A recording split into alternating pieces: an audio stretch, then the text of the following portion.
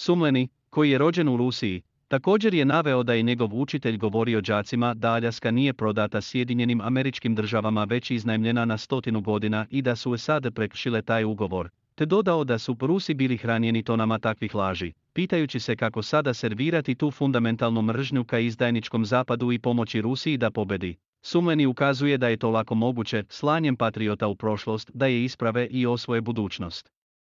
Osvrćući se na gore pomenuti žanr popadenci, on je naveo još nekoliko izdanja. Među njima je Car iz budućnosti, knjiga u kojoj se čovjek budi u telu ruskog cara Nikolaja i sprečava rusku revoluciju, pobeđuje Veliku Britaniju i zauzima Istanbul modernim oružjem, kao i Ustani Rusio, sa popadencima u telima Nikolaja i Aleksandra III. Kopanjem po ovom žanru uviđamo jedan zanimljivi obrazac. Najveći neprijatelj je Velika Britanija, a SAD manji, istakao je Sumleni i poručio da se uporede knjige Garda popadanaca, potopite Britaniju. London mora da bude uništen.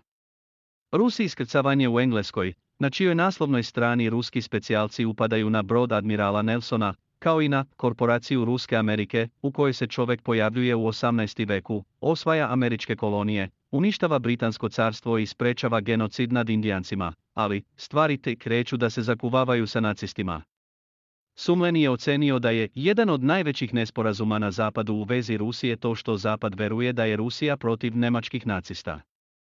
Rusija to nije, protiv nacista.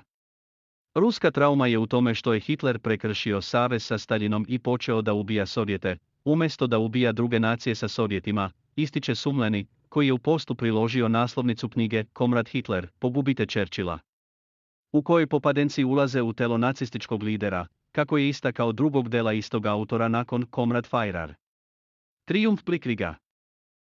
Sumleni je skrenuo pažnju i na knjige Napad za budućnost, sa Londonom i američkim tenkom u plamenu, u kojoj se nacistička Njemačka priključuje Evroazijskoj uniji, Atlantska demokratska unija započinje Treći svjetski rat, a SSSR je protiv samog pakla, te Sin Rajha, u kojem se Sovjetski savez ponovo bori protiv izdajničkog napada Antante, odnosno Crvena armija i Wehrmacht. Oružane snage nacističke Njemačke bore se zajedno protiv novog svjetskog poretka, dok britanski piloti bombarduju gradove i izbeglice. Ne može se pomenuti čak ni jedan od 100 svih tih knjiga koliko ih je objavljeno, istakao je.